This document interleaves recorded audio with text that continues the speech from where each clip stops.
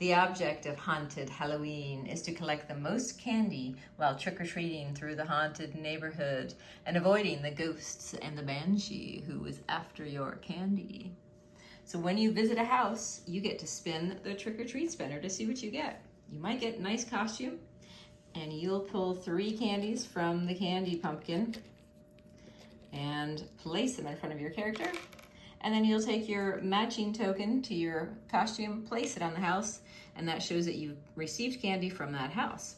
This also counts as 1 point, and each candy is 1 point. When you're done trick-or-treating in the safe neighborhood, the starting neighborhood, the only way to reach the haunted neighborhood is through the graveyard. And as soon as you end your turn and your move in the graveyard, you now roll the ghost die. And that will take the ghost out of the starting area, and it takes a 1, 2, and that is your turn. You can move the ghost any direction you'd like. You can go any, and it can also move around the neighborhood. And if it ends its turn on this portal symbol, you can send it to any of the 4 portals on the game board, which is quite strategic because you can place it right next to your opponents. Play continues, and the next person takes their turn. If they end up at a house, they get to trick or treat and spin the spinner. They might get no one's home or out of candy. Either of these symbols means you take this card that says out of candy, and on the other side is no one's home, and place it in front of the house. Just like in the real world, nobody's home or they're out of candy. So this player's turn is over, but he still gets to move a ghost. And let's say he gets a 3. He can move this ghost 3, 1, 2, 3.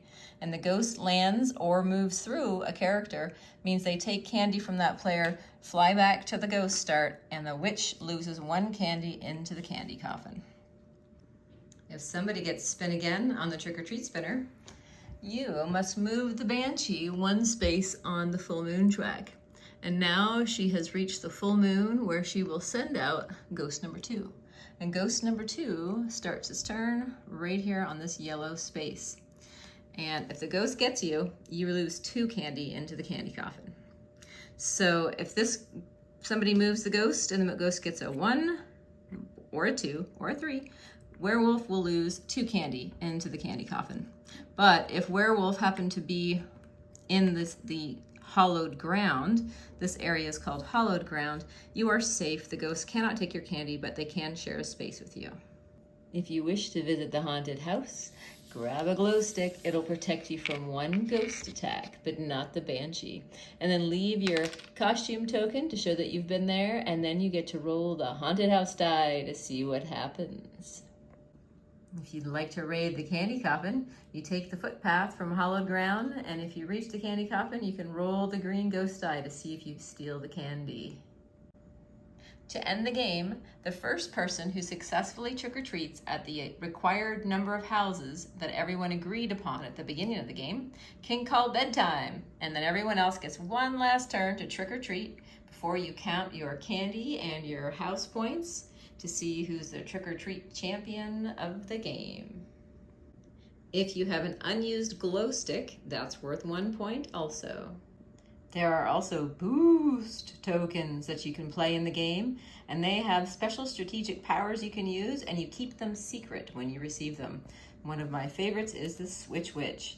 So if I am surrounded by ghosts on my turn, I can drop Switch Witch and take any other character and make them switch places with me. And I take their position on the board. And now they're in trouble. We also have a simplified set of rules for kids under the age of 7, and it comes in every game. And each costume has its own power you can use once per game. Choose wisely. And we have additional costumes on our website: a black cat, a pirate, a dragon, and a fairy.